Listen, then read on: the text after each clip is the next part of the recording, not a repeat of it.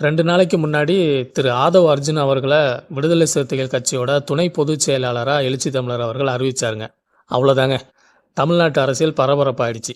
சமூக வலைதள பக்கம் போனா திருமாவளவன் விசிக, திருமாவளவன் விசிக அப்படின்னு கதற தொடங்கிட்டாங்க. ஆதவ் அர்ஜுன் பொதுச் செயலாளரானது பொறுக்க முடியாம வைத்தெரிச்சல்ல தொடர்ந்து விசிகாவையும் திருமாவளவனையும் விமர்சிச்சுக்கிட்டே இருந்தாங்க.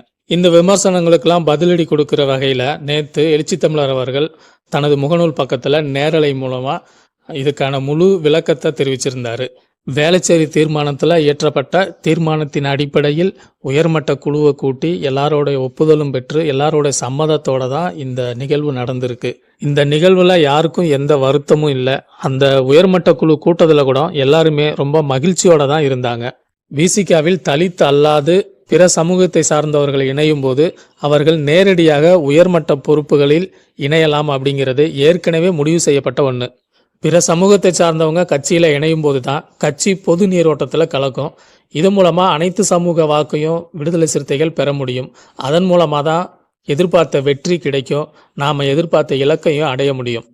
இதன் அடிப்படையில் தான் ஆதவ் அர்ஜுன் அவர்களுக்கு இந்த பொறுப்பு வழங்கப்பட்டிருக்கு. இவர் மட்டும் இல்லைங்க, இவர் மாதிரி இவருக்கு முன்னாடி விசிகாவில் நிறைய மாற்று சமூகத்தை சார்ந்தவங்க இணைஞ்சிருக்கிறாங்க. துணை பொதுச் செயலாளர்களேயே மாற்று சமூகத்தை சார்ந்தவர்களும் நிறைய பேர் இருக்கிறாங்க.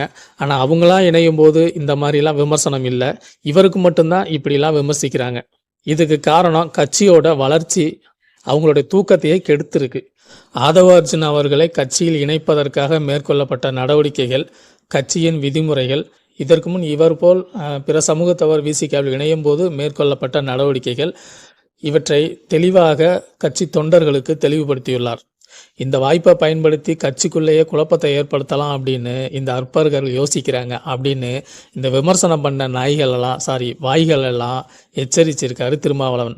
அடுத்து தொடர்ச்சியாக பேசினவர் மீசையை கைகளால் அப்படியே தடவி விட்டபடி அதுக்கு இன்னொரு ஜென்மம் பிறந்து வந்தாதான் முடியும் அப்படின்னு சொல்லியிருக்காரு. கட்சி தொண்டர்கள் அனைவரும் கருத்தியல் ரீதியாக ஒற்றை தலைமைக்கு கட்டுப்பட்டு இருக்கிறாங்க. இந்த தொண்டர்களிடையே என்ன செய்தாலும் குழப்பத்தை உண்டாக்க முடியாது.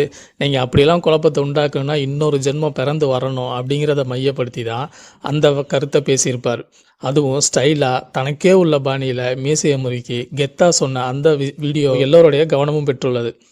இப்படி விமர்சிக்கிறவங்க எல்லாரும் விமர்சித்து வயிறு எரியட்டும். தொண்டர்கள் யாரும் அவங்கள எதிர்க்க வேண்டாம், அவங்களை எதிர்த்து கூட எழுத வேண்டாம் அப்படின்னு தொண்டர்களுக்கு உத்தரவும் போட்டிருக்காரு. திமுகவுக்கும் விடுதலை சிறுத்தைகளுக்கும் இடையிலே முரண்பாட்டை உருவாக்கி திமுக கூட்டணியை பலவீனப்படுத்த முயற்சித்தவர்கள் தொடர்ந்து தோல்வி கொண்டிருக்கிறார்கள். இப்போது இந்த வாய்ப்பை பயன்படுத்தி கட்சிக்குள்ளே குழப்பத்தை ஏற்படுத்த முடியுமா என்று முயற்சிக்கிறார்கள். அதற்கு அவர்கள் இன்னொரு முறை பிறந்து வந்தால்தான் முடியும். நம்முடைய கட்சியில்